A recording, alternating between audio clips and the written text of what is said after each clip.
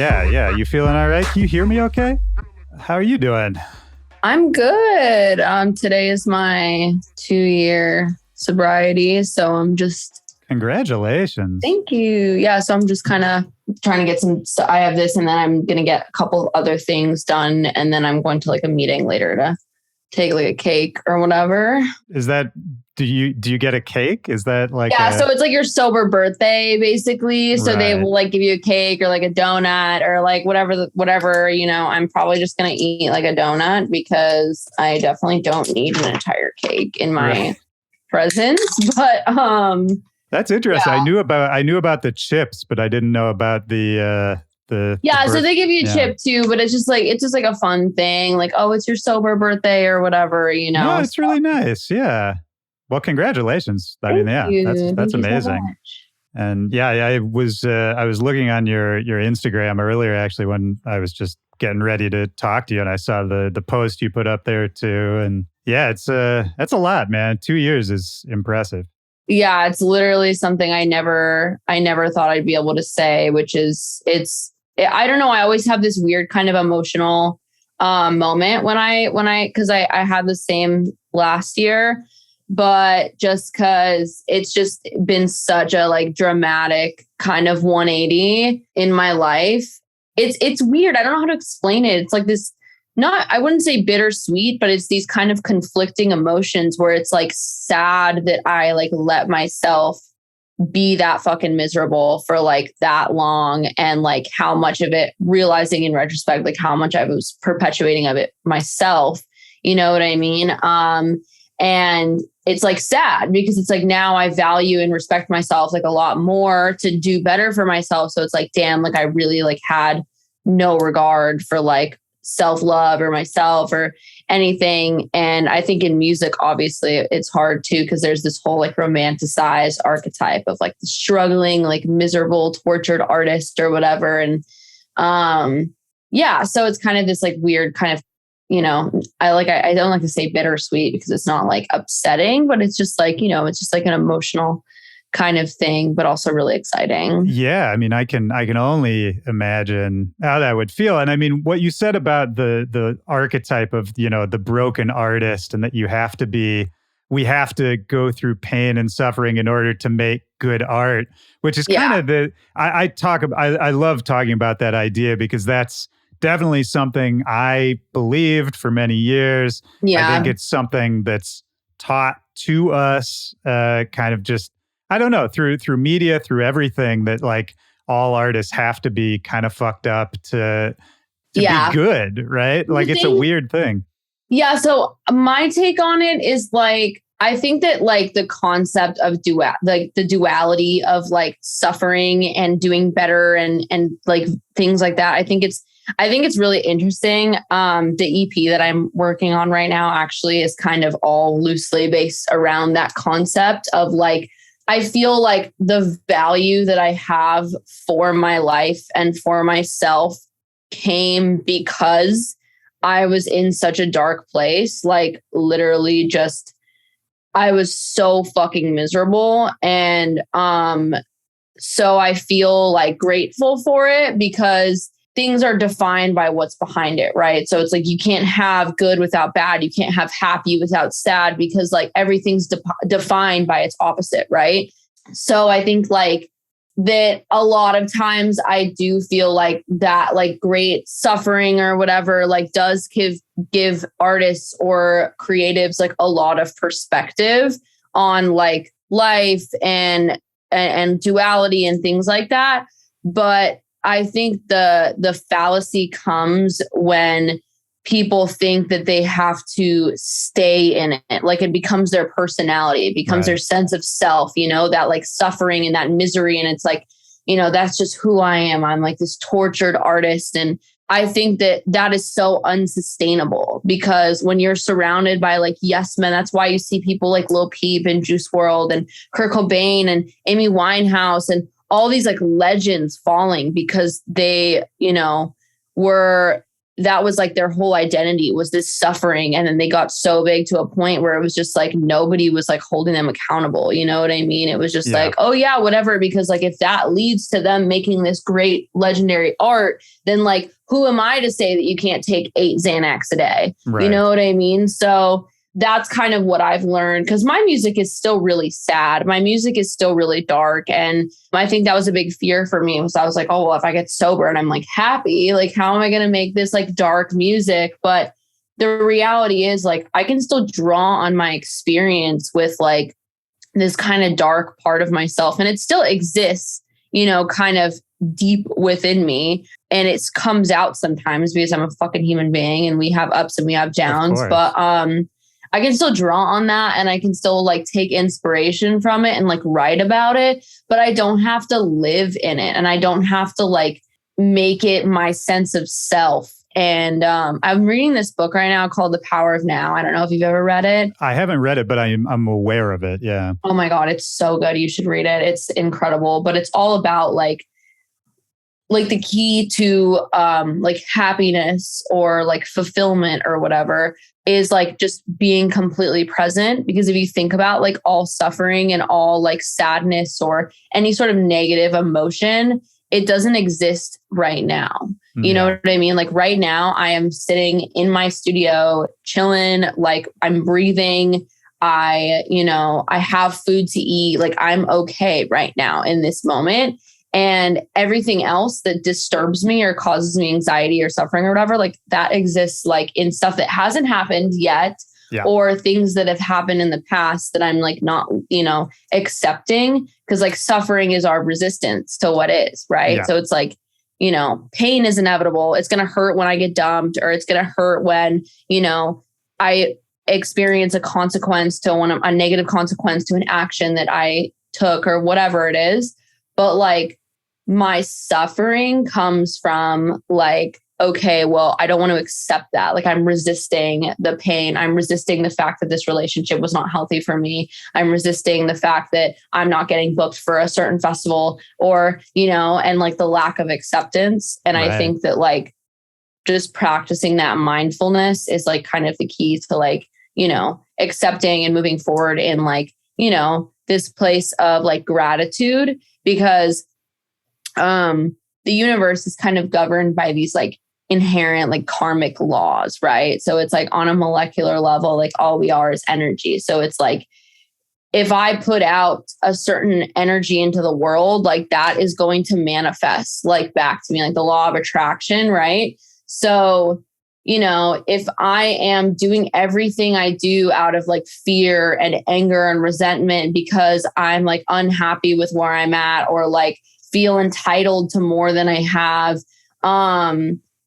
then like whatever I want is going to like further evade me, because it's just like I'm putting negativity out there, and like people don't flock to negativity. Like things don't attract to negativity. It's like repelling. So I think like shifting that paradigm between like self-destruction and self-love is like so integral to like just changing the course of your life, whether it's just like on a purely physical level, like, oh, I'm, not, I'm taking care of myself physically, and I'm not like, treating my body and my mind like shit, but also like on an external level, like my music shit started to like immediately like get better and take off, and like, started working with people that I'd always wanted to work with, and getting bookings and, all these things that I was chasing after when I was like treating myself like shit, but weren't happening because it was just this like negative feedback loop that I was perpetuating myself. So, right. Yeah. Well, let me ask you this, because I think this does tie back into creativity and to artistry.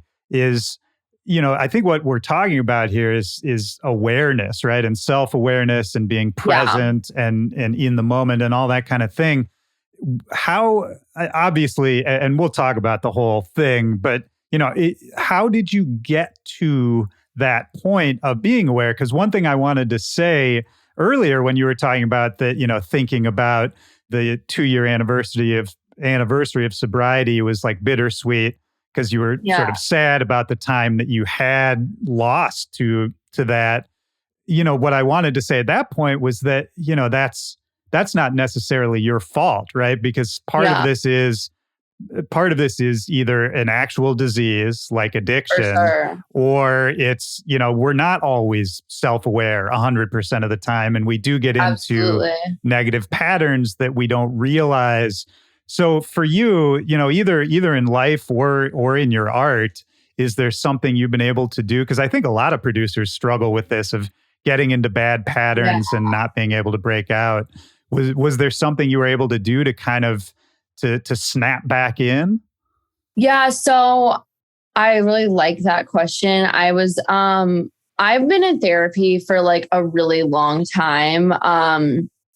I've always kind of had like social issues and like some learning disabilities and things like that have, I've struggled with since I was really young. And I got like bullied really bad. I was always like this weird little alt emo kid that was like, nobody really liked me and stuff. So I was always like, I struggled with like depression and things like that from a really, really young age. Is this basically, am I seeing the adult version of like exactly what you looked like in middle school? Oh yeah, no, I feel like now I'm like finally embodying like the like emo girl that I wanted to look like when I was in 6th grade, but like couldn't look like because I was in 6th grade. Right. So, but I think, I've been in therapy forever, and I think therapy is like a really, really huge reason, like how I've kind of built this self-awareness. Cause, I think self-awareness is so fucking important because the majority of people are extremely unaware of themselves. I think that being able to reflect on like what you're doing and why you're doing it allows you to put this barrier between your thoughts and your actions, because most people just act. They're like, they don't think about it. They're very like, I wouldn't say impulsive, but they don't necessarily have, like, they're reacting. They're not responding. Right. So it's like a very like primal kind of way of, responding to things that, isn't like self-aware. I'm trying to think. So yeah, therapy was probably the biggest thing that, helped in the beginning. What was the impetus to get into therapy, if you don't mind my asking? So I got bullied like really, really bad. And I kind of started acting out when I went into high school. I was always like made fun of in middle school. I had like no friends. I was the kid with like my Twilight book that was listening to like, I don't know, Green Day or something. And like, I was eating lunch in my teacher's classroom because nobody liked me. And everyone thought I was weird. And so that was kind of like, I don't know, like my origin story or like right. Whatever. And then, so when I got to high school, I started making some friends that were in the punk scene. It was the first time that I had ever felt like I had people that were like, that were accepting of me, like, because I looked like them and I dressed like them and I listened to the same kind of music and, whatever. So I started acting out. I started like doing drugs and stuff when I was like really young. And like, this is actually so funny, but like, I started doing ecstasy before I started doing any other drug because I didn't want to smoke. I like got the opportunity to smoke weed, but I was like self-conscious because like I was 13. So I like had never had sex before, like never had a boyfriend. So like I thought the little pipes like looked like dicks. And I was like, I can't smoke weed. Like that's like so weird. And I was like, it was so stupid. And then like, so I was like, but yeah, for sure. Like I'll take some ecstasy. Like, let's do it. So that was my logic when I was 13. And so like I got into like hard drugs when I was really young, and I was just like partying with like older kids, like even people that were like as old as like 18, 19, 20, 21, which at the time I was like, oh, this 21-year-old man like wants to hang out with me and I'm 14. Like I must be so mature. But now I'm like, ew, that's so scary. But so my dad, like, because I started getting, into trouble so early, he put me into therapy. At first I like really resented it, but I think like as I kind of got older, like into like past, like after 18, 19, 20, and like in my early 20s, I started to like understand, kind of like when my like awareness kind of became a thing. Like I remember when I kind of early adulthood, I started to see like the benefit in it. But yeah, so my dad just kind of threw me in therapy and was like, "You're crazy. You need help." And I was like, "Okay." Well, I mean, it's good at least that he was able to identify that. I mean, that seems like a healthy step, Yeah, even I if he think didn't my know what to dad, do. like, yeah, I think it was like healthy, and it was also like there was a lot of reasons like at home too, like why I was acting out. Like me and my dad's relationship for a long time was like very tense. Like we're both very like intense people. So like we're both really stubborn and we would fight a lot.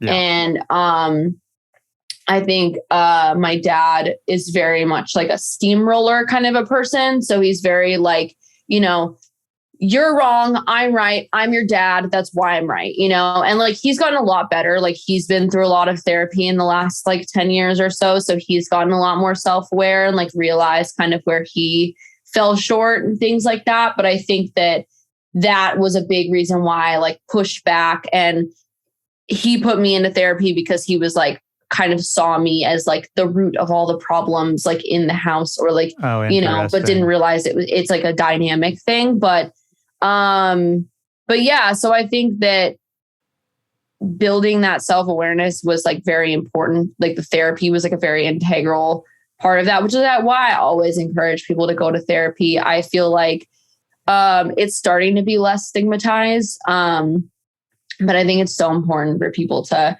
go to therapy, because it's just like building your awareness of self is like such a valuable asset to like living life and like treating other people with compassion and like existing in a space of gratitude and like getting what you want out of life, and that self-awareness is so key. And well, it's the same as like people who never go to the doctor unless they get really sick, right? Where it's like that can work, but if you get those regular checkups, then you might catch something early.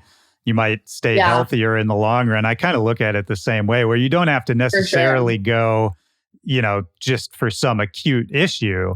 But, you might as well check it out anyway.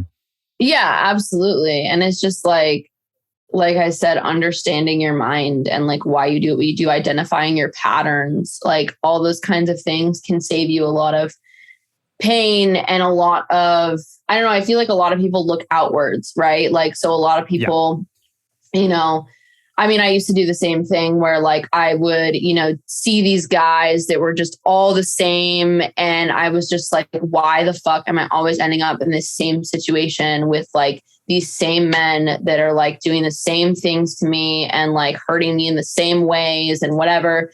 And I'm like blaming them, right? But I'm not looking at myself and looking at the things that like the problems with myself that I have that like are manifesting these kinds of situations in my life, and like why I seek out these kinds of people and like what I'm actually looking for in them. And like, so I think that's where the self-awareness is so important, because it can actually help you like identify patterns. And I also think on a creative level too, like so many artists, I think, struggle so hard with like the branding side of their project. And I feel like so many artists like, slap like a logo on a project and they're like, okay, well, this is what I am now. And I feel like having some semblance of self-awareness allows you to like identify like why you're doing what you're doing and like be intentional about like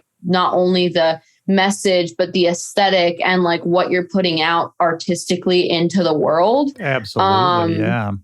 And I think that that's really, really important. So like I have like artists that ask me like all the time, like about branding stuff. I'm like, bro, go to therapy. Like I guarantee you, like building that sense of like awareness within yourself will help you understand what you are trying to put out creatively, because art is an extension of you, right? And So the way we connect with other people's art is, I think authenticity is one of the biggest ways that people connect with what you do, right? Where it's, if you for make sure. something that is just kind of, what you think people want, or something that isn't really true to yourself, I don't know. So I think people can kind of tell on an instinctual level whether it's Absolutely. coming from a real place or not. I mean, it's so funny what you're saying, because you're absolutely right that I think about this all the time. It's so funny how, as humans, we're so self-destructive, and we're always battling ourselves mentally, and not even really realizing that we're doing it.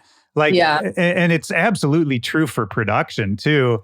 Like, if I think about the way I sit down to write a song, there's so many, you have to trick your brain in so many little ways in order to get to the point where you can kind of just calmly sit down and write a song without really, banging your head against the wall. So this may be an interesting question. As a producer, as a music maker, how do you think you've changed as you were going through, all of this process of self-discovery? I took this class when I was in college. It was about the ego, and like how the ego ties into like creativity, and like why we do what we do creatively. And I thought it was a really interesting concept, because I think like a lot of people create from a place of fear, right? So it's like a place of like fear of rejection, fear of failure, fear of competition, like whatever like deep rooted fear it is. And that's the opposite of creating from intuition and creating from truth and authenticity. And I've seen that a lot in myself. But it's like, it's kind of, so there's a couple truths being held, in my opinion, of like my music before I got sober. Was just like, so I, started DJing and like, producing and stuff like that. And I just wanted to be like a part of something. I remember I had met this like EDM DJ, and I thought he was like so cool. I was a really big fan of his music, and I started making like house music, but I wanted to make bass music. I just wasn't like skilled enough to like execute it. So I started working with my first manager, who, was like, you need to make house music because you're good at making house music. And I was like, okay, like, obviously, like, I just wanted to like be a DJ. Like, I just wanted to be a part of like this thing. So I did what he told me, and I got really good at making like house and electro stuff, because electro in my mind was kind of like the happy medium between bass music and house music. So, cause it's like, it's got that heavy kind of edge to it, but it's definitely still more housey. Well, and the old electro house stuff also had a punk edge to it, I think. Yeah, for sure. Yeah. Very punk rock. But so I started doing that, and that kind of is what I built like the platform off of. But a lot of times, like, because of like my want to be like a bass music producer and do like all these other things other than what I was doing, and like completely like not focus on the present, was that every single song I went into was like with this expectation that it was going to be something, not even really knowing what I wanted it to be. But like, then when it ended up being what it was, I just like wasn't happy with it. So I like really disliked most of my music for a long time. And then I had this really like interesting experience, like right after I got sober, and I was like working on music, and I was kind of in this writer's block kind of mode. And I was like, fuck it. Like, I'm just going to write like a beat. Like, I'm just going to find a loop and just write like a little beat just to do something creative. And so I found this guitar loop, and I just started writing a beat, like a normal, like little, like, I don't know, like emo kind of beat. The loop, I think, was at like 185 or something like that. So I was like, let me just like try to put some drum and bass drums in here and like see if I can do something cool with it. And then Fallout ended up getting made. And like that is one of the few songs that I've ever made that I listen to and I'm like, I'm happy with this. Like, I am happy with this piece of work because I had no expectations going into it. Like, I was just like, oh, I'm just going to write this thing. And then it ended up like turning into something more. And like, that is what intuitive writing is, because it's not coming from a place of fear or expectation or like ego or any of these things. Like, this has to be Hades. Like, this has to be like this identity and like has to be this vibe and blah, blah, blah, blah. And I think that when you write intuitively, like no matter what genre you're touching, like it's still cohesive. I think that like when it comes to like a business standpoint, it's important to be consistent with like the genre and style you're making in the beginning, because you have to like build a platform. But then like, I think a lot of times that can take you out of writing from a place of, you know, truth. And that's the kind of weird dichotomy of like being a professional professional musician, like, is because you have to like find this balance between marketability and like being able to, you know, push yourself in a business way to like be digestible to people on a mass scale, but then also like not sacrificing your integrity as an artist. And so I feel like I did that, you know, built the platform off of this like electro stuff. And then when I got sober and kind of got out of myself a little bit, it kind of just made me realize like how important it is to create intuitively, because that's the only way that I'm going to feel fulfilled with my art.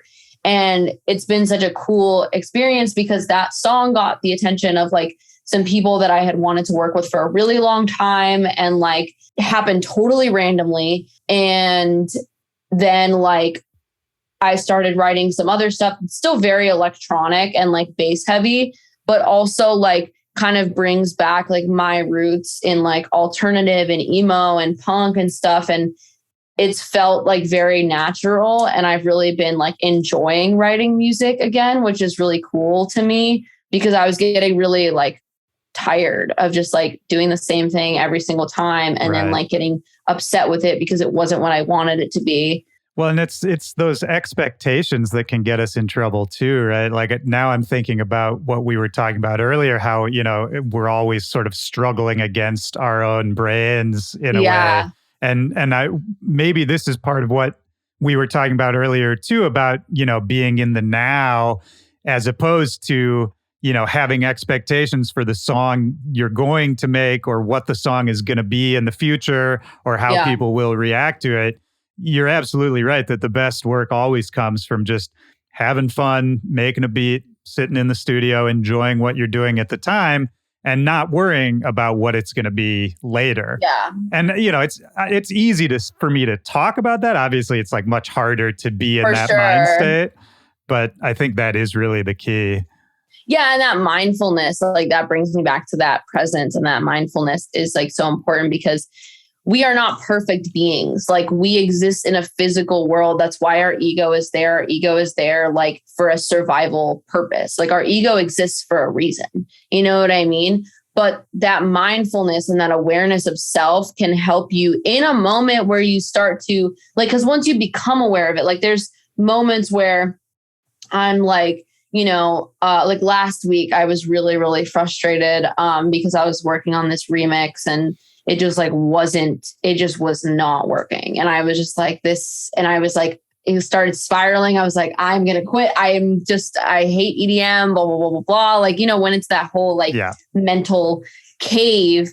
And then, when I kind of became aware of it and I was like, okay, like kind of observed myself, because that voice in our head, like we are not that voice in our head. We are the observer of the voice in our head. Right. Yeah, so it's absolutely. Like when I kind of started thinking about that, I was like, okay, like I'm observing right now that this voice is telling me that this should be something else and I should be somewhere else and I should be getting booked here and there and all this entitled bullshit. I was like, this is my ego that's like taking over right now and like making me miserable and like taking me out of like the moment.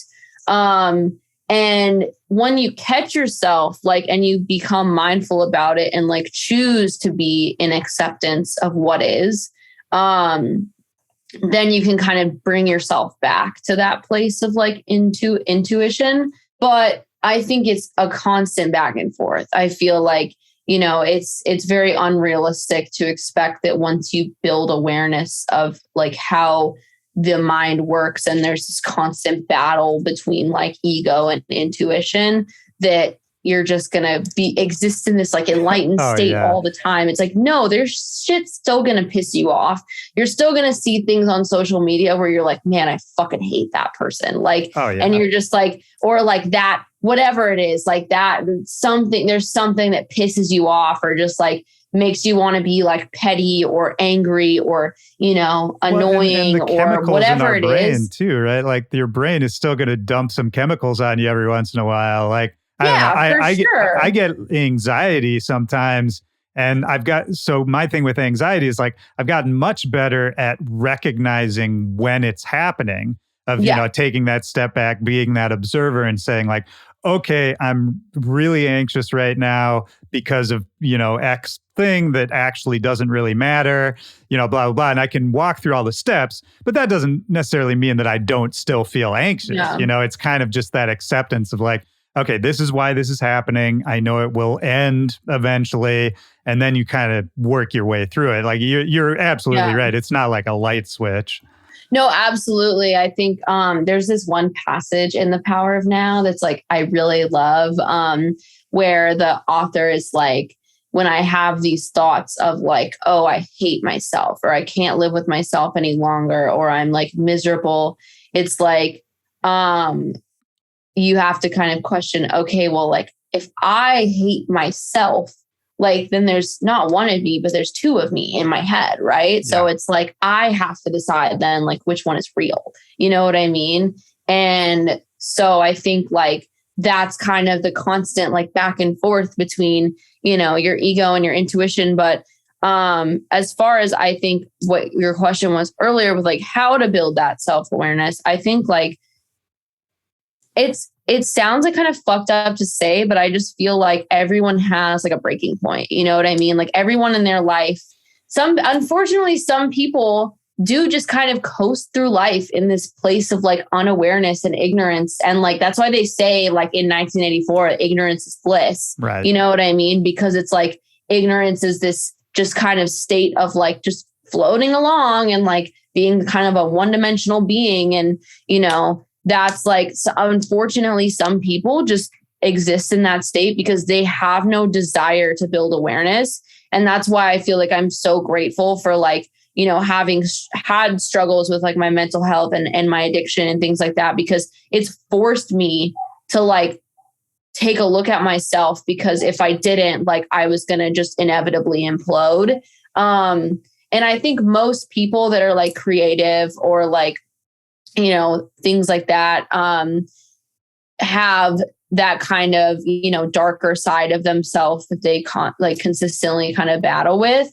It's kind of like we say in the program and like, in recovery, it's like, if somebody's like not sold on the fact that they're an addict, then all we can say is like, okay, well, go out and use then and tell me if you can make it work. You know what I mean? Right. And it's the same thing with like, people being miserable. It's like people eventually the hope is that people will get tired of being miserable and they'll do what they need to do to exit that state. Yeah. But I think that that's kind of up for them to decide, because wanting to be happy and being willing to like do what it takes to like be happy or like be happier is like are two very different things, like I can sit here and want something all I want. I can like want to, be in shape. I can want to have this or want to have that. But if I'm not willing to do the work to do it, like it's not going to happen. Well, of course. And sometimes you're absolutely right. I mean, inertia is a thing, being comfortable is a thing, all of that. And I think you're right that oftentimes it takes some kind of shock to the system, whatever that is, for people to change. In any way, because otherwise, of course, nobody like loves change, Oh yeah, we hate it. People hate change. Yeah, nobody likes to be uncomfortable. nobody likes the process of evolution. You know, people like the results of it. Yeah. But the getting there part is the part that, you know, most of us don't want to put ourselves through. I mean, I don't, for the most part. Well, you know? even on a physical level, like change is hard. Like if you think about when you're younger and you get like growing pains, like 100%. Even on a very like physical level, like when I'm younger and my legs are hurting because I'm growing, you know, like even down to like the most simple things, like growing is uncomfortable, but like we need to do it in order to like, you know, reach higher versions of ourselves. But also, I don't know if you are familiar with Maslow's hierarchy of needs. Yeah, I am. So like, I think a lot of people too, like are so concerned with like basic survival needs that they don't reach a point where they are able to like fully realize like, you know, how powerful their mind is and things like that. And so, you know, I think when people are like, you know, focused day in, day out on their like full-time jobs and their families and things like that, like it's hard to find space to like, you know, self-actualize or like really reflect on like yourself and what, you know, you want and how you want to like evolve yourself. I mean, mentally. that makes me think about gratitude again too, because you're right that, I mean, even having the chance to think about that kind of thing is a luxury. You know, like there are people who just don't have the chance or don't have the resources or the time in whatever situation they're in to deal with any of that. And so you're absolutely right. Like even being able, like us being able to have this conversation, I'm thankful for that 100%. Yeah, same. Well, and you know, talking about like evolving and changing and like growing when you're younger makes me wonder about you as a kid. Like what kind of a kid were you before, you know, the punk phase and all that? Were you always musical? Were you always creative in that way? Yeah. So when I was really young, I've always gravitated towards like music, art, fashion, like any sort of kind of creative outlet. Like I remember I used to like, when I was really young, like I used to see like kids with mohawks and like, you know, these big like dyed haircuts. And I was like, wow, like they're so cool. Like that is so sick. And always liked to draw. I was like really, really into drawing. I started playing violin when I was really young because my dad's a musician. So my dad is a professional singer and like composer. Like what, like classical composer or? I mean, he does mostly stuff for like film and TV. I don't know how much of it he's doing right now, but I know he like used to do a lot of stuff for like film and TV and he has like his solo project on the side, but that's kind of singer-songwriter stuff. And this was all in LA, right? Because that's a very, that's an LA job. Yeah, my dad's from LA as well. But yeah, so he like was, or like has a very creative background. And I remember he asked me one day when I was a kid, he's like, what instrument do you want to play? And I was like, what? Like, I don't play an instrument, like you're tripping. But I chose violin and then I switched to piano I wish I had some profound reason why, but I just was lazy and didn't want to stand up. And I hated that I had to stand up playing the violin. So I was like, what instrument can I play sitting down? Piano. Got it. So I played I like started playing the piano and I really, really excelled at piano. Like I was classically trained and I like was I got like really, really good. Like I was playing like Chopin etudes and like really advanced pieces and stuff by the time I was like 13, 14. Oh wow. But yeah, so that was like really what I was good at. I also like when I was younger, like I played a lot of video games. That was kind of my first real like escape. Like when I think about myself as like an addict, I'm like, okay, yeah, I see it. Like as a kid too, like I would play video games all day if my parents let me. Right. Yeah, so I was pretty like artistic from like a young age, but I really resented piano because not only did the classical world like and conservative world make me really uncomfortable because I was always like, gravitated style wise and aesthetically towards like more alternative things like dyeing my hair and, things like that. So, that was always something that made people very judgmental of me, like in the classical world. But, also just like I hated practicing. My dad was like really intense about it, like really, really crazy about it. Like I would have to practice for an hour before I went to school and an hour after I went to school. Oh, wow. And like, I hated it. Like I fought tooth and nail because that shit was not easy. Like it was like just piano drills and like practicing pieces. And my dad is also a musician. So I'd make one tiny mistake and he'd be like, you fucked that up. Like, you know what I mean? So yeah, it that's was a good way to suck the fun out of it. Yeah. So it was very like grueling and I did it every day for like a really long time. So I really resented music for a long time. And I was just like, I mean, I always kind of found an escape in like listening to music, but I kind of resented, like, playing, making music, being involved in music in some capacity, because my idea of like what a professional musician was a concert pianist, because that's only really what I was exposed to. Yeah. And then I went to this like treatment center when I was like 16. I got sent away to like a wilderness camp.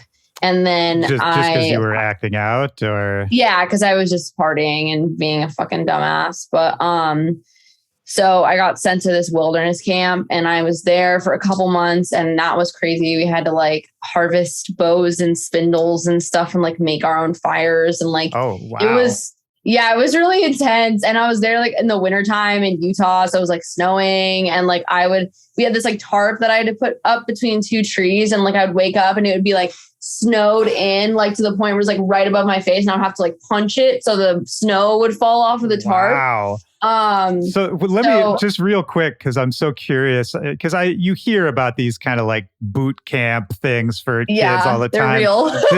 Well, yeah, A, they're real, which is fascinating. B, I guess my question is, did it help? Like I always hear about these experiences for kids and I'm like, this doesn't see it. I don't know. When I just hear about it from an outsider's perspective, I'm like, is this really what troubled kids need? Is like, to be in the army? Yes and I don't know. I think like it was a lot. I literally got like taken from my house by these two like big men. Like I ran away from home for like 2 weeks. And my parents were just like fed up. I got like taken from my house. And then I get to this like place in Utah eventually. And they like strip search me, take all my shit, give me this big ass backpack with like a fucking a bunch of like all the survival stuff that you would need, and then truck me out like 2 hours into the middle of the fucking wilderness. And I see this like group of these 4 like dirty ass girls sitting around a fire, like cooking a cheese stick on a fucking twig. And I'm like, what the fuck is going on? And so I'm just like, what is happening? And I think like it was super traumatic in terms of like, just the intensity of it. But I do think I learned a lot in terms of just like I had nothing there. Like literally we had nothing. We literally had to shit in a hole. Like we had to dig, like we didn't have anything. We didn't have. Yeah. You didn't even have the hole, right? You had to make. Yeah. We had to dig it. Like yeah. And like we would hike to these new campsites and it was just like, they never told us what time it was. So I didn't even know what day it was. I didn't know what time it was. I didn't know how long I was going to be there. It wasn't like a set, like you're going to be here for 3 weeks. It was like, yeah. So it's like, it was a very intense way of forcing me to be present, which I think at the time I didn't realize it because I was fucking 16 and had no like sense of higher awareness at this point in my life. But like in retrospect, I see it as like a really hard way of learning how to be present and like tackle what challenges are presented in the moment and how to like, because there were like so many times where like we were like doing so like I remember on Halloween, like I was there for Halloween, and like I was there from October 9th, 2012. I remember the day that I got sent away to like January 2013. And so when I got sent away though, like I remember like on Halloween, like we took like charcoal and we like I put like whiskers on my face and like I was like a cat, and like we like made the best of the situation, and like all ended up getting really close in the group. And there was like these way, like if we had a problem with something, like, you know, there was this format where we'd have to call a group and be like, hey, like, this is my observation that like this happened. My perception is that you did this on purpose because XYZ, like this is what's in my control and what's outside of my control. And it was like a really constructive way of like, you know, getting us to communicate over problems. And like, I did take a lot from it. I don't think that I think that a lot of those places are like pretty fucked up. Yeah. But it was very traumatic. It was really hard. Like we were in the middle of winter. Like there was snow everywhere. Like it was really, really not easy at all. And there were a lot of times where I was like, please, a bear, come just take me. I'm done. Yeah. But I did get a lot of it, like out of it in retrospect. And then I went to this like treatment center after that, which was it was like a therapeutic boarding school. So it was like a residential treatment center for like kids, like high school kids, but it was still a school because we're in high school. So like I was there for about 10 or 11 months. And I had to finish out my like high school credits. I ended up graduating high school from there. That was kind of the first time that I was around like other kids that like weren't just like deeply ingrained in the punk scene. And I kind of started to listen to other kinds of music and like, you know, open my mind up to other things. And I remember there was this girl there who had like a laptop, and she would let me use her laptop sometimes. And I would just like open up GarageBand, and I started like chopping up like Pretty Lights beats because I was like bored and I understood the basic mechanics of how this stuff worked because I have my background in like classical music. Right. And I was like, this is really cool. And then I kind of was like, okay, like, you know, figuring out where I wanted to go to school, and I kind of learned what music production was. And then I decided to like go to school for music production because I had no idea that was even a thing. Like, you know, like I said, my idea of like being a professional musician was like being a classical like concert pianist, which I was like, no, that is not. Well, yeah. I mean, what did you think life was going to be at that point? Like when I was like 17, when I graduated like from when high you're, school? you know, you learn about GarageBand and you've gone through these intense experiences at a young age, and now you're staring down the rest of your life. Like, did you have an idea of what you wanted to do with it at that point? Honestly, not really. Like I kind of wanted to be like a hip hop producer, like beat producer. And I started kind of like making beats. And then when I went to school, like I just kind of started like making little house beats and things. And then I met a couple DJs, like, you know, house producers, and it just kind of started working. I don't know. There wasn't really, it just kind of happened. Like I was just kind of exploring this route, and I just started like meeting people and like would go out to these like parties and like actively seek out the people that were like in charge of the parties and like, you know, make friends with them and like be intentional about like where I was and what I was doing and things like that. Well, that's such a great note just in and of itself. That's such a great note because I think people always wonder like, well, how do you get started? How do you get into doing this thing? And that's such a good point, to just be intentional with it, to, you know, not just, but I think not it's just also go out like, to party, but like go out with a purpose and a passion for it. Right. Yeah. And I also think like finding a balance between being intentional and seeking out opportunities and what you want, but also finding a balance between that and like being a real person. Like, yes, thank you. You know, yeah, like, absolutely. Yeah. So Cause like a lot of these people, it's like, yeah, I thought it was cool to be friends with DJs and like have friends that were party promoters that like, you know, could get me into events and things like that. Like, obviously I thought that was cool, but like, I also like wanted to be friends with them. Like I wanted to build a genuine relationship with them. And I think that like that is more valuable than anything. Like, because obviously I could spam somebody until like I could spam a DJ online until they listen to my demo. But is that going to make them give a fuck about me? No. You know what I mean? But if I like, you know, intentionally and like authentically build a relationship with somebody in whatever way that I can, over time, relationships develop and people start to give a fuck about you. You know, like I have friends of mine that are DJs, like bigger DJs that I met like early on in my career that I never showed my music to. And then by the time we had like,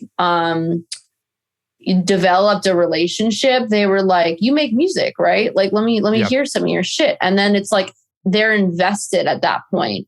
And so I think like, it's totally fine to like want something out of a relationship or out of a networking relationship that you've made, whether it's with a promoter or a DJ or whatever. But like, you have to put like, you know, just be a nice fucking person, like be authentic, be genuine. And like, everything else comes after that. You know what I mean? Yeah, So I mean, think you're making me think about being in the moment again, right? And not projecting out into the future. Because if you approach a new relationship only with the thought of what you want to get out of it in the future, that relationship's not going to go anywhere, right? Because you're not going to be there. You're not actually going to be connecting with the person.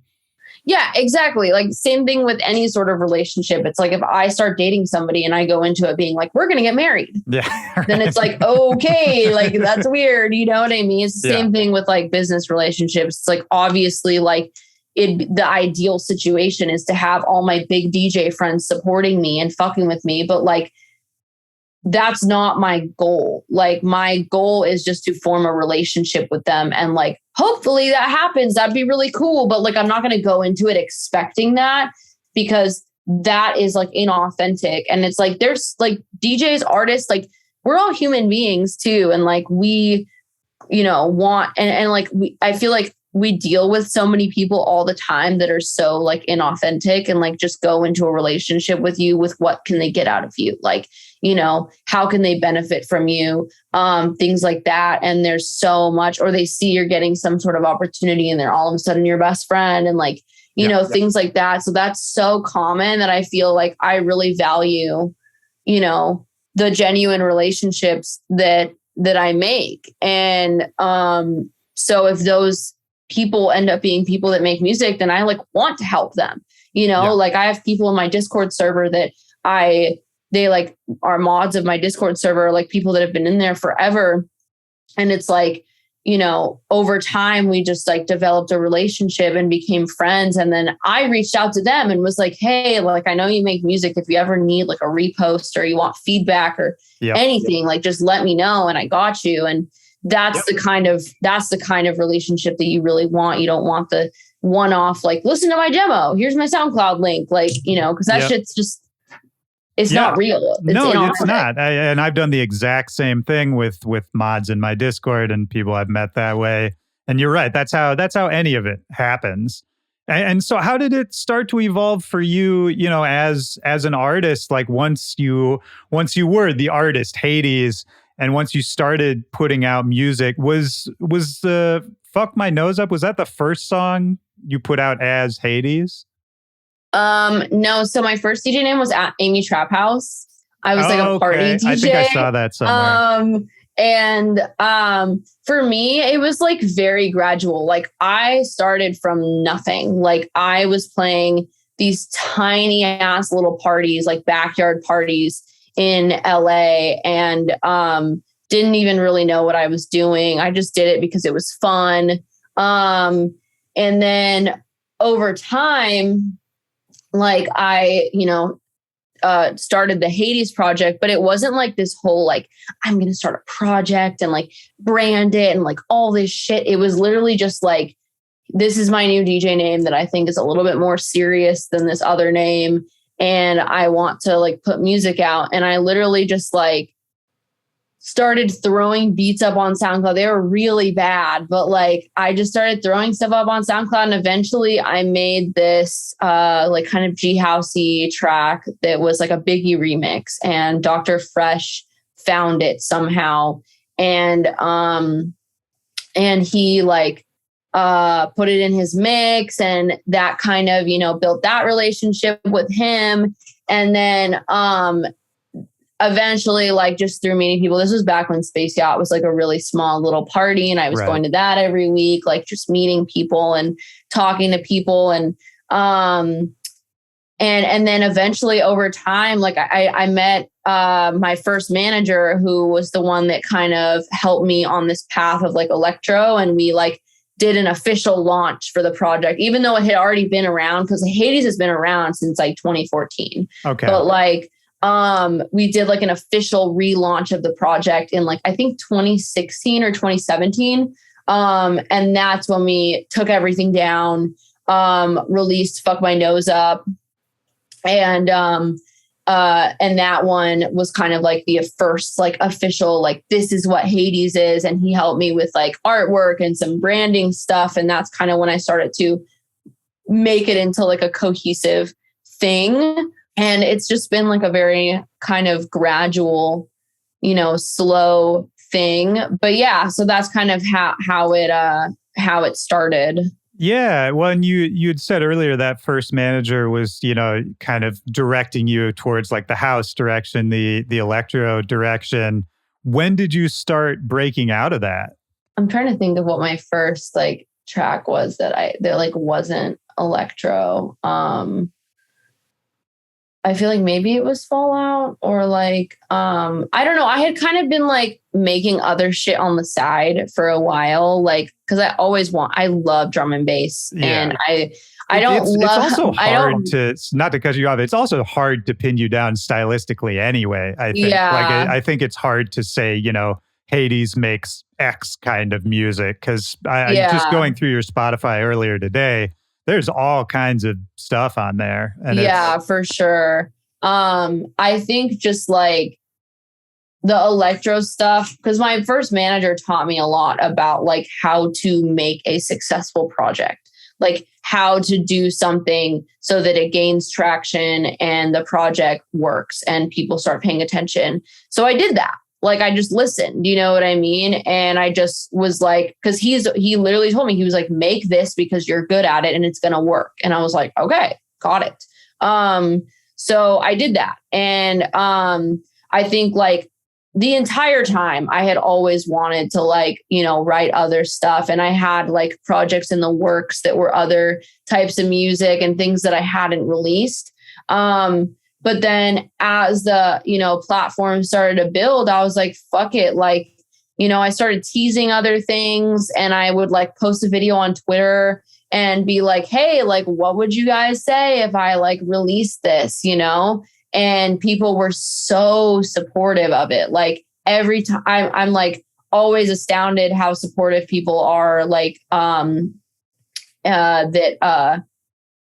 follow me about like me branching out, because I think like I've just always kept it real with them, like on social media and like as a, you know, person online. Like I've always like really valued my connection to my fans and my supporters and things. So I think like that as long as I do what I'm doing from a place of like authenticity and I care about it and I'm passionate about it, then like they will support it. You know, I'm sure there's songs that certain people like more than others because they're more of a house head, or they like electro, or they like drum and bass, or they like, you know, the more poppy stuff. But like, I think that at a core level, like that they will still support it because it's still coming from a place of like truth for me. You know what I mean? Yeah. I mean, I think with the song Fallout, you know, that I heard that song and, you know, my first thought is like, I haven't heard anything like this before, because it is this kind of interesting mix of influences. It's like one of those songs that I think only you could have made, right? Like not only is it, yeah, this like hybrid sound, but it's also you singing, and it's the lyrics and even like the way the vocals are processed is really interesting. Can you talk a little bit about how you started working your own voice into your music? Okay, so with singing and stuff, like my dad's a singer, right? So like I always enjoyed singing, but I wasn't like good at it. And the middle school I went to was like a performing arts middle school. So there was like a lot of kids there that were like really good singers. Like, so I always was like, I just always felt like not good enough vocally. Like my dad is an incredible singer, like really, really, really crazy good singer. So I always viewed singing as this thing that you had to be like really, really skilled at to do. And I also just feel like I never found much of a place for my voice. Like I've tried so many genres, like, I love like the kind of lights tone where it's like very like airy and beautiful and like delicate, like that kind of EDM style that's really common, right. Or like R&B and pop. I tried to do that, and I just felt like my voice didn't really fit very well. But last year, so I got linked up with the singer from Census Fail, which is like a pop punk emo band. He was really the first one. I started like Fuck My Nose Up is like my voice. I used like just recorded on an iPhone, put it in there. But like over time, like I started gradually singing on things, but still very shy with my voice. Like Fallout is very like easy vocal, really, really like low in my register, easy for me to sing. Like, so I was still pretty like, reserved with what I was doing vocally. But then like when I started working with Buddy is his name, he was like kind of the first person that like really was like, just push it, like just yell, like who cares? Like I'm not a great singer. And like I would hear him sing and it's like he didn't sound like a fucking professional operatic singer. And I was like, bro, like we got auto-tune, we got Melodyne, we got processing, like, and I started to realize that like good vocals are not about, I'm sorry if you can hear my cat. He's dramatic. My cat was yelling outside my door earlier. Yeah. So I realized like good vocals are not about like your skill level as a vocalist. Like obviously we have the Adeles and the Ariana Grandes and the Christina Aguileras, and there's a place for that. But in my opinion, good vocals are more about tonality. Like it's about how you sound. Like why do we love Billie Eilish so much? Because of her tonality, because of the uniqueness of her like tone and how she sounds, not necessarily because of her skill level as a vocalist. Like obviously she's an incredible singer, but like that's mostly what draws us to her is her tonality. What draws us to Ollie Sykes from Bring Me the Horizon, like his tonality, how his voice sits and how it sounds. And like, that is kind of what I realized. And so I was like, okay, like if I can get my tonality right, if I can like just explore this, like my voice with, not feeling like I have to hit every note perfectly and just like, trying to nail like the tonality and like how I speak and how I sing and the how I pronounce the words and things. And like, that's kind of what pushed me out of my shell more. And so I started doing like a lot more vocal work, and a lot of my new stuff is like really, really vocal heavy. Nice. And so that's kind of, it was a very gradual process because I had to kind of let go of my, prejudices of like, this is what good singing means. And like, I'm not that, so I can't sing. Right. But yeah, so I'm still kind of like, navigating that, but I've definitely come very far out of my shell in the last like 6 months to a year vocally. Yeah. Well, and you mentioned earlier that you're working on a new EP, and I think this is maybe a good way to talk a little bit about that and about just kind of where you're at as HVDES at this point. So much of what we've been talking about today is kind of the journey you went through and the experiences that got you to this point where, now it seems like you're in kind of this place you haven't been in for that long yet. So like looking out on the future of you as an artist, like whether it's the new EP that you're working on right now, or whether it's further out and just something you're thinking about, any kind of goals, anything like that, like where's your head at with music right now?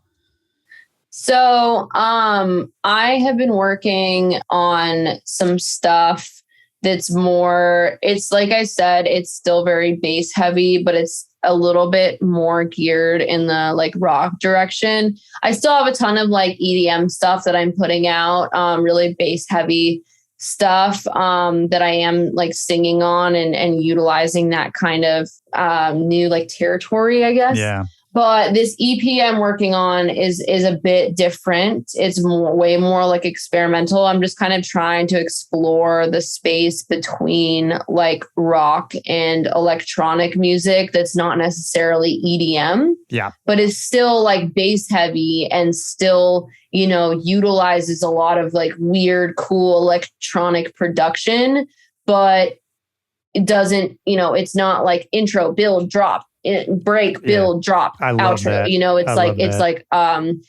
Just kind of being more experimental and intuitive with it. And I've been like really, really happy with the stuff that's coming out. So essentially like the goal eventually is like, I'd like to have a live set and like a DJ set. So I'm hoping that once I, put out this EP and a lot of my, newer stuff, that I'll be able to, curate that kind of a live set and, just kind of build this other dimension to the project. Since I've kind of been exploring, like myself more and getting more in touch with like the things that really inspired me in the beginning, before I feel like I kind of lost myself in this identity of like being a DJ and a producer and like what that meant to me in that moment. And it's like, yeah, obviously like I love DJing. I love making dance music, but I think there's just so much more territory that I want to explore, musically. So, adding, and I've always thought it was really cool, like the artists that do these live sets and the DJ sets, like Porter is a big inspiration for me, and his like live set that's like really emotional and like really, really, really beautifully done and cool and interesting and live. And then he's got this DJ set that's like fucking heavy as fuck and just like so high energy. And I love that. I really want to do something like that and kind of like widen the demographic of people that listen to my music and, play different kinds of festivals like Coachella, Lollapalooza, like all these different things. And like, still be able to like work in dance music, but also just, I don't know, just like kind of widen it and like do as much as I can. Well, with that. I think that's kind of beautiful. And you tell me if this is too far of a reach, but, earlier you were talking about how when you were younger, you were kind of this outsider, you didn't fit in with a lot of groups, you got bullied, all that kind of thing. And that, then maybe at a certain point, finding a group and fitting in became really important, whether that was punk music or EDM producers or whatever it is. And I think it's kind of a beautiful full circle thing to see you stepping out again and saying, well, okay, actually, maybe I still don't fit in exactly, but now that's okay. Yeah, for sure. And I think that a lot of times, like, that's where like my ego will step in too, where I'm like, I will get like a little bit frustrated sometimes where I'm like, I think that sometimes it's like hard, for people to like put a finger on exactly what I'm doing. And like that, I'm assuming sometimes, affects exactly where I get booked or things like that. You know what I mean? Like which kind of festivals I play and things, because it's not like, wrapped up in this bow of like, oh, she makes this or she makes that, so we can put her on this dubstep festival because she's a dubstep producer, So I think that like, in the long run, I think that it's going to be more like fruitful and like more fulfilling. 100%. But sometimes in the short term, like it can get a little frustrating because like, you know, like you just said, like I don't always feel like I fit into like this specific place, but I know that like, you know, that's okay. So, you know, it's again, that kind of like being mindful and like trying to remind myself like why I'm doing what I'm doing and like being intentional and things like that. But yeah, I think that is, yeah, I'm a weird person. So I'm like, you know, but I do have like a core group of friends now that like, you know, that kind of just accept me for like being weird.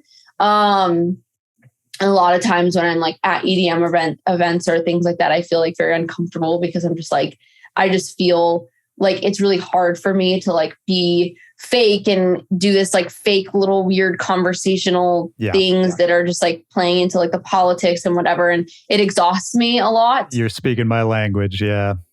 Yeah. So it's like, it's nice to have like that core group of friends and like people that support me. My management is like so fucking supportive and like we're really close to in terms of just like, you know, accepting me for my weird little things and like where I fall short, like whether it be, you know, socially, musically, whatever.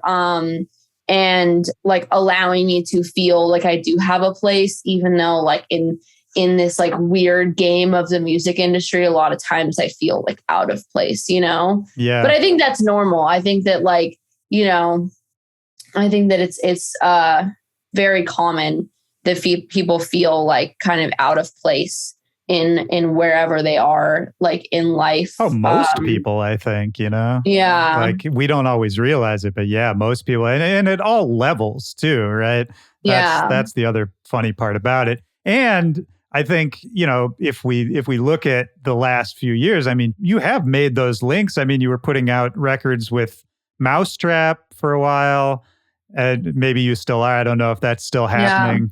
How did that link come about? So with Mousetrap, I can't remember exactly. I think I had a good friend that like had started working for the label and she just really liked what I was doing and wanted to sign some of my music. I had never thought about reaching out to Mousetrap because my music is, even my electro stuff is heavy and it's dark.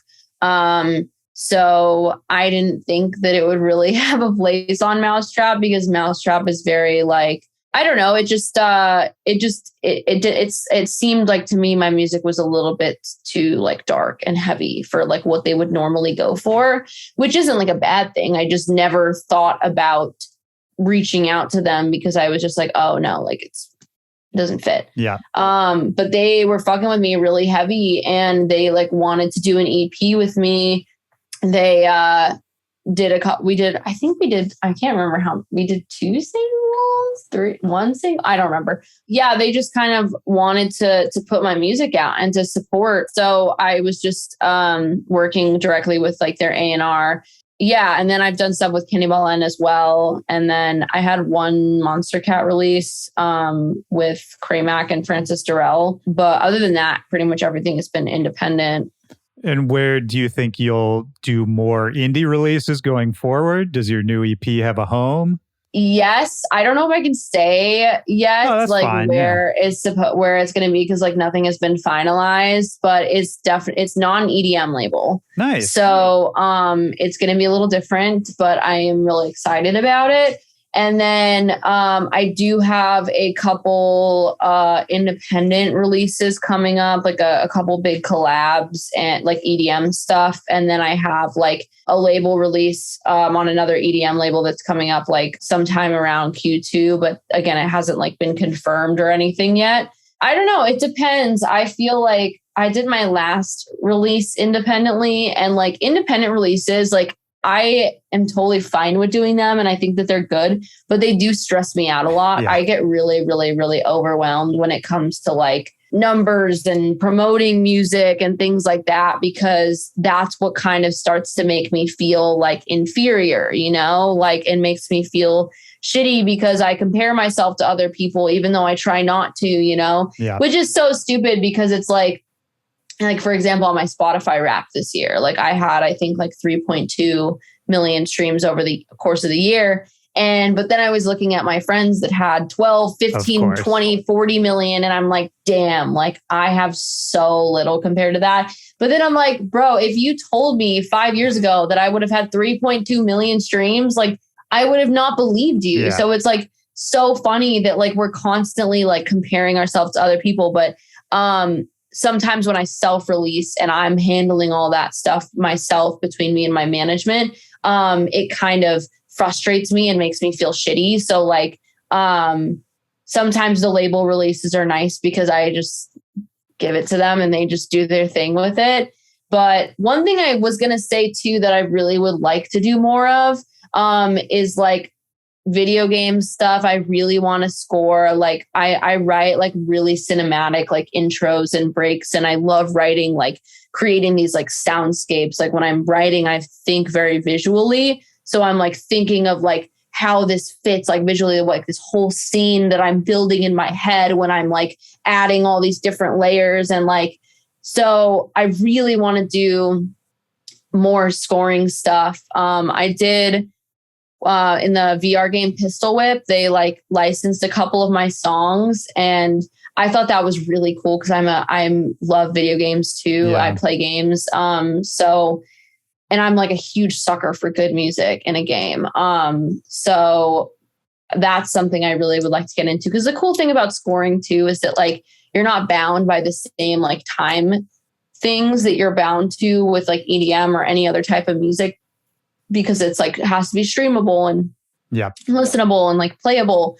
So, typically you're dealing with, the 4/4 time signature. But then when you're scoring, it's like you're just trying to fit the music to the picture. So like it doesn't fucking matter. As long as you make it fit, you can have a 6/8 bar that goes into a 2/4 bar that goes into a fucking 5/9 bar. Like, and it's just like so it's so cool to me, like how you kind of break all those like it's just structures free, and things. Yeah. It's a good reminder that we can really do whatever we want as artists, even if, oftentimes it feels like, we've been talking about this the whole time, that you have to make something a certain way in order to fit in or to be accepted or to be successful. Whereas really it's like, sure, it's good to be aware of the form you work in, and it's good to be aware of what else is going on in your little niche. But that being said, you can still do whatever you want. Yeah, I think that's important. I like what you just said, because I always tell people, I'm like, you don't need to know music theory to make music. You don't need to understand the rules of music to make music, but it helps because then when you're breaking the rules, you're breaking them intentionally. Right. And you know what you're doing. And I think that like that intention is like really important. So I always encourage people to like understand, the basics of at least like how things work, the mechanics of like music theory, or just like mixing in general, or like how the business side of the industry works, like why what's marketable is marketable, because then you can be intentional in what you do. You know what I mean? And I think that like there's so much psychology behind music and like how music works, why people resonate with certain things more than others. What streams well and why it streams well, like all politics aside, like why people like something more than they would like something else, like why a certain length of a song is better than like, another length of a song, or like why these chords work best or like better than other chord progressions that like are random and jumbled and things like that. And there's like so much psychology to that. And I think that like understanding like why people like what they like and like how you can kind of like be intentional, and like I don't want to say like you can capture people, you know what I mean? And you're doing it like by finding, like I was saying earlier, that balance between like not sacrificing your artistic integrity, but like also doing like what you know is going to sell. And because it is a business at the end of the day, like, and you have to find that balance if you want to be successful in the business. You're absolutely right. I mean, I think part of that is, you can even look at songs that have an effect on you and, think like, say somebody doesn't know how to think about stuff this way, is like, look at a song that has a big effect on you and try to figure out like, well, why does it make me feel this way? What is it doing that this other song isn't doing? And, is this device, whatever it is, whether it's a particular chord progression or it's the way a person's voice sounds, or, or it's like how distorted everything is, whatever that is like, well, maybe that's, a trick I can take and use in whatever I'm trying to do. Yeah. And like, I think that when it comes to, sorry if you can hear my cat in the background. My cat is yelling too. I don't know if you can hear. He's so dramatic. He sits outside the door and acts like he's dying. And I'm like, brother, you're fine. But yeah, so I think, but then if I let him in, he'll fucking destroy everything. Yeah, so I'm same. like, I know exactly what you're talking about. I think the like, sorry, I totally lost my train of thought. But I was just talking about like looking at a piece of music and seeing how it makes you feel and taking like tricks from that. Yeah. And like, I think that imitation is really important too. Like, dude, I will literally, when I'm writing, I hear a song I like, I go to Google, look up on 911tabs.com. I look up the chords and I fucking take those same chords and I write another song with it. And like, that's totally fine. Like you're allowed to like take inspiration from and like create things based on the things that you like, because the things that you like for a reason. And so it's like kind of finding that continuity and like balance between doing something that's you, but also like is in the same vein of like what is going to work and going to stream and like, that people enjoy. And I think that like, you're not copying, you're taking inspiration from, like when something's inauthentic and it's just a copy of something else, we can all tell, we all know, you know what I mean? Yeah. And that doesn't usually last, it's like popular for a second. That person or band or whatever, like might have a career, forever. They might play shows and whatever, but like, are they really making a lasting impact? Like, no. Yeah. I also think when it comes to like making music, especially in electronic music, like, the composition, arrangement and things like that, like those are really like how you capture the listener and keep the listener invested and like do something really intentional. And like, I think that people get so hung up on sound design and stuff that they don't really like take into consideration how important like just the composition of a song is. Cause that's really what's capturing you. It's like, I might listen to a sound and be like, oh yeah, that's cool. But like, it's how the song is fit together. It's like, why can't I listen to Moonlight Sonata by Beethoven that was written like, I don't know, 400 years ago and still resonate with it? Because the one like piece of us that doesn't change generationally, trend wise, hype wise, is our humanity. Yeah. And that's like our human condition, which is what draws us to music, what connects us to music in such a profound way. And like Beethoven didn't have fucking serum. Like he's not sitting there on massive, like making dubstep growls. Like Beethoven just had a fucking piano, his fucking mind. And like, so all that just proves in and of itself, like how important like arrangement and composition is to like speak to people, because there's no lyrics on it. There's no vocals on it. It's just like a composition that is still relevant 400 years later. You know what I mean? Like extremely relevant and like extremely like pivotal and like important in music.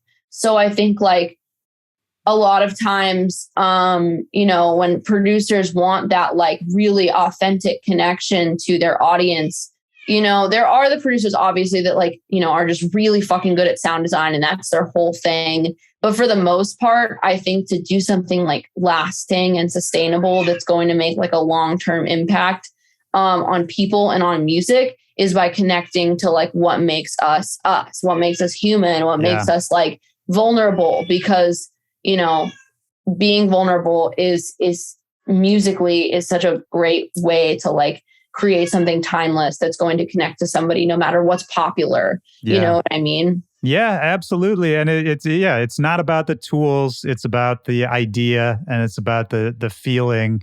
Like it makes me think about, I don't know if you saw Disclosure broke down their track Latch recently, and Oh, really? they posted up the original like V1 file of Latch. And all it was like an 8-bar loop that more or less just sounded like an 8-bit emulator kind of playing the melody of Latch. And even from that, it sounded great, and and you could feel something even from that, you know.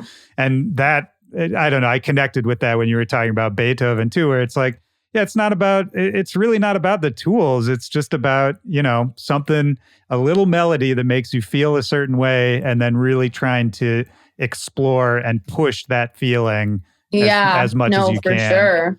For sure. And that's, and I think that like Dead Mouse, I think is another big one for me when I think about artists that do that really well. Cause it's like, when you think about it, like from an outsider's perspective, like his music is like simple, you know, to like the untrained ear, but like what makes it so timeless and effective is like how intentional everything is. You know what I mean? Where it's like simplicity is not a bad thing. Like being intentional and simple is so powerful. Yeah. Like people don't realize that. Like, why do you think Rufus Du Sol is so fucking huge? You know, like somebody, like I have so many friends that are like, I don't get it, because they listen to his music or their music and they're like, it's just so boring. And I'm like, but like, you have to listen to all the like intricacies, like all the like melodies and counter melodies and like movement and, you know, things that make it like emotional and like interesting and cool. And like, I think that those kinds of things are so powerful.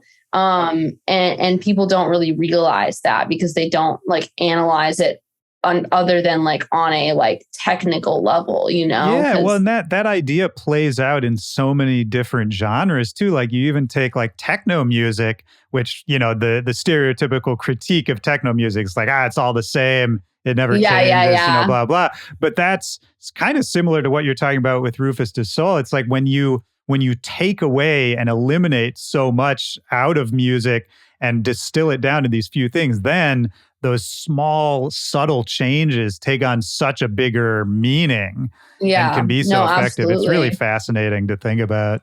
Yeah, and that's why so much pop music that's like really popular is really popular, because it's like, you know, it seems simple on the outside, but it's like so intentional, everything that's been done. Like you listen to like, I don't know, like Britney Spears or like any of like this really, really big pop music that like your average like person would just be like, oh no, this is trash. Yeah. It's not real music. It's just like so boring and blah, blah, blah, blah, blah. It all sounds the same. And I'm like, yeah, but why do you think it's on the fucking radio? Because it's good, because it speaks to people and they don't even realize why it speaks to them. Because like, you know, why does something get stuck in your head? Because it plays on that, like, you know, like I said, it's like that psychology, you know, the best pop music, the best music period is the music that short circuits our brain and manages to go, you know, straight to that like instinctual part of us. Yeah. Right. And it's the hardest thing to do. And, you know, pop music, people who make pop music, they're maybe the best at it. It's crazy. Oh, for sure. No, absolutely. I'm 100% with you. It's like I said earlier, that psychology that comes along with like, you know, there's reasons that why we resonate with what we resonate with.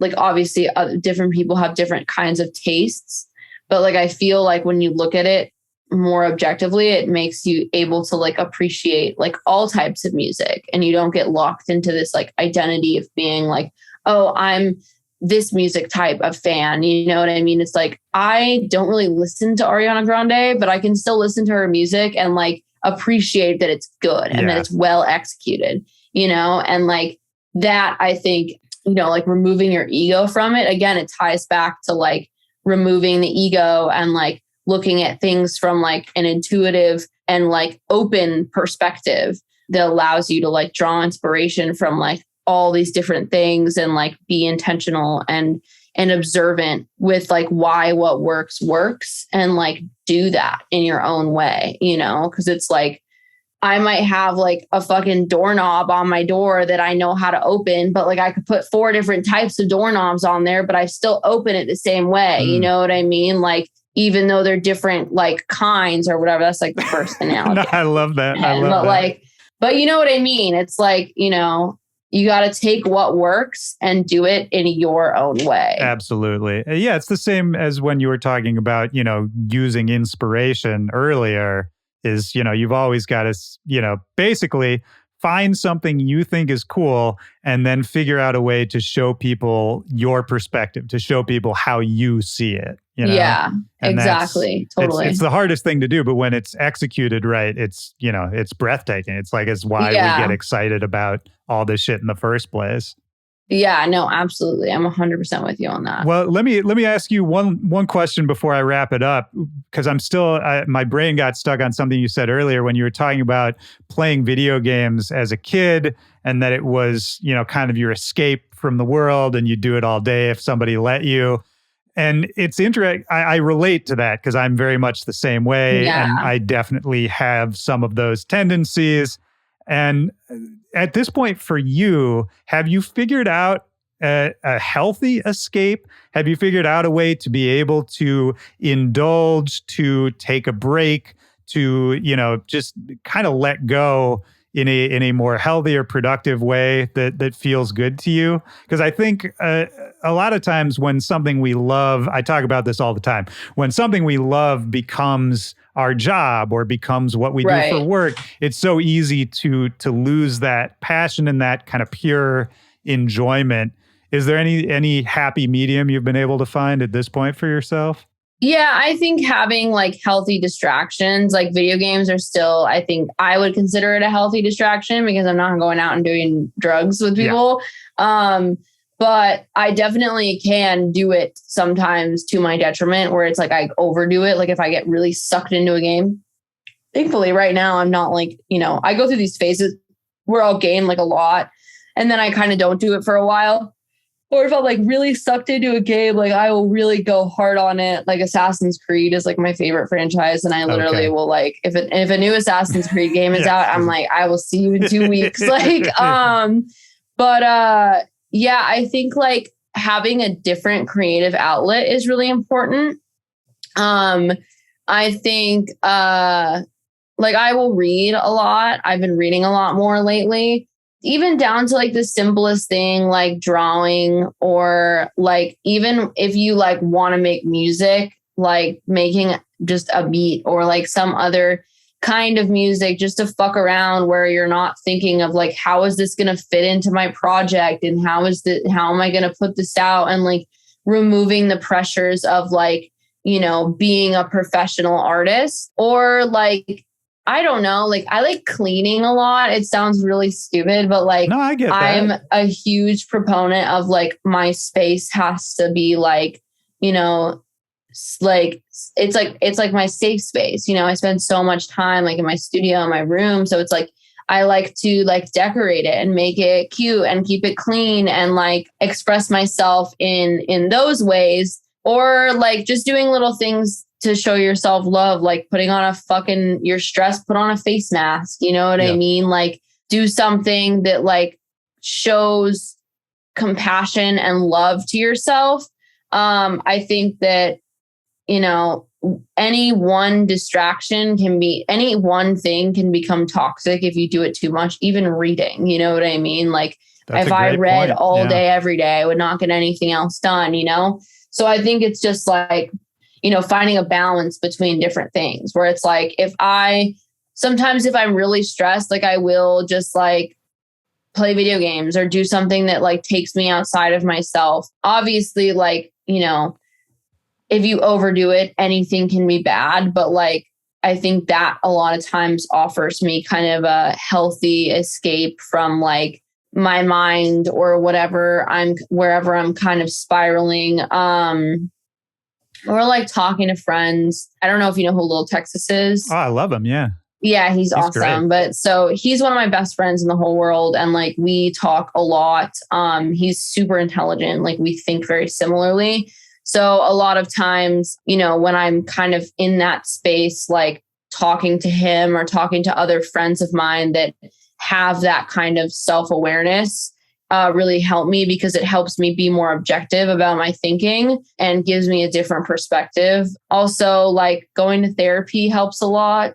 Even when I'm like good, I still go to therapy, even if I feel like I don't have shit to talk about, because that's when I think it's most important to stay like consistent with like your self-care and your self-love, is just like when things are good, because then you're not just, reaching for something when you're in a crisis mode. And not getting too comfortable either, right? Like I think it's totally, whether it's addiction issues or anything else in life, I think it's so easy to get complacent and just be like, yeah, well, I'm great. I'm good now, so I'll be good forever, Yeah, for sure. But I think another thing too is just like you can't think your way into acting differently. Like you have to act your way into thinking differently, right? So it's I like love that. That's why I think cleaning is like a big distraction for me, because like if I feel like shit, but then I clean my house or I clean my room and I make it look really nice, I light a candle, it makes me feel better, even though I feel like shit the whole time I'm doing it and I'm spiraling in my head and it's like,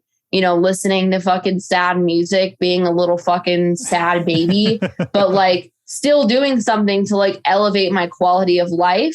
So by the end of it, I feel better, Right. and it's like that comes with action. Like that's why I think when you are struggling or depressed or anxious, like just laying in your bed and thinking about it is probably the worst thing you can do, even though it's the only thing that you want to do. Yeah. Like you have to just like do something that is like tactical, not necessarily like mindless. Like you could still be mindful while you're doing it, but that's like present and like in the moment. And, that's like showing love to yourself. Because if you self-destruct, like if you just go out and do a bunch of drugs or like drink a bunch and to like get out of yourself and then you come back, you're going to feel worse. Oh yeah. You know what I mean? Like you're going to feel like shit because you didn't or do anything. If you go home and eat an entire box of Oreos or whatever it is, like. Yeah. Any form of like, overindulgence or self-destruction, I think is like, always ends up biting you in the ass, and it ends up like, jump starting that like negative feedback loop because you're like, oh fuck, well, I already feel like shit, so I might as well just keep going. Yeah. So it was like I was saying earlier, that shift between self-destruction and self-love is like so integral to kind of like, finding healthy outlets for yourself. And it depends on like where you are, like what you're doing. There's all types of different ways to like, get out of your head. But I think finding, a couple of them that like, help. Like I was talking to my manager a week ago or so when I was working on that remix, and I was just like, wasn't working. I was spiraling. I was so upset. And like, he was like, bro, like stop working on music right now. Like stop. He was like, literally like, stop, like close Ableton right now. He was like, read, go for a fucking walk, like, do whatever you need to do to like get out of your head in a healthy way. But like pushing yourself in doing what you're doing that's like making you upset right now is like not it, So yeah. That's beautiful. I mean, that sounds like a good manager, and I know your management. I like those guys a lot. Well, this has been great. I feel like we could keep going kind of indefinitely, but is there anything we haven't talked about? Anything that on your mind? Anything else you want to let people know before we get out of here? Not that I feel like we kind of covered like everything. Oh, we did good. Yeah. Yeah, I do have new music coming out this year. I am pretty slow about putting out music. It's something that I try to be better with, but yes, I do have new music, like a couple really cool collabs coming, and like hopefully this EP will come out this year. It just kind of depends on like, whether or not I get it done soon enough, but I'm really excited about it. I wish I could like announce these collabs, but they're like really, really, really cool. And like with people that I've wanted to work with like my entire life. So it's like really, really, I'm really excited. But so there's a lot of cool shit happening that I can't really talk about quite yet, but like this year is gonna be really cool music wise. Hey, I love to hear that, and it's been a real pleasure talking to you. I appreciate you taking the time, and yeah, I know we went like way over time. Yeah, of course. Thank you for having me. I really appreciate it. Absolutely. Well, this is the last question. It's the same question I ask at the end of each one of these episodes. Just looking for a memory from your life, and it could be from any point in your life, when in a single moment, music really deeply affected you, really had a deep impact on you in that moment. And that's meant to be super broad. There's no wrong answer. So Bring Me the Horizon is like probably one of my biggest inspirations in the entire world. I think that their music has had like such a profound effect on me. Just like every aspect, like the production, the writing, like the performance, like every angle of their music is just so good to me. I think that because I had never seen them and I recently saw them at like this tiny ass little show at the Whiskey. Oh, nice. And that was really, really fucking cool because I feel like since I got sober, it's kind of been this opportunity for me to like explore the things that like, because when you're a kid and you are like very pure and you like what you like and it's this pure, just I love this because I love it. Yep. And I feel like because I got bullied and because things ended up being hectic in that sense that I kind of like abandoned a lot of the things that I really, really loved when I was younger. So it's been cool this past couple of years, like really getting back in touch with like what I feel like really made me in like the most pure form of me. You know what I mean? So when I went to go see them, it was just like so cool. I mean, I knew like all the lyrics to their songs and like, it was just awesome. Like it was such a great performance. It was really inspiring, just like kind of nice to get to see like, some different stuff. Cause I'm always at EDM events and stuff. And obviously there's tons of EDM producers that like inspire me, but that was I think that was really, really cool. And it felt really like I was very just present and I was there and I wasn't thinking about who was there, who was looking at me. It was just like a very like pure, like I'm here because I love this music and I want to be here. I'm not here because I need to show face and like, impress somebody or remind them that I'm a DJ, you know what I mean here. So it was pretty cool. I love that. I mean, that's beautiful. And that's like a healing moment too, for maybe the younger version of yourself who had conflicted feelings about what she liked. And I think that's beautiful. Thank you for doing this. I really enjoyed talking to you. This was great. Yeah, no, thank you so much. I really appreciate you having me. Like, it's been a pleasure. It's great talking to you. Thank you. I will talk to you later. All right. Peace. Bye.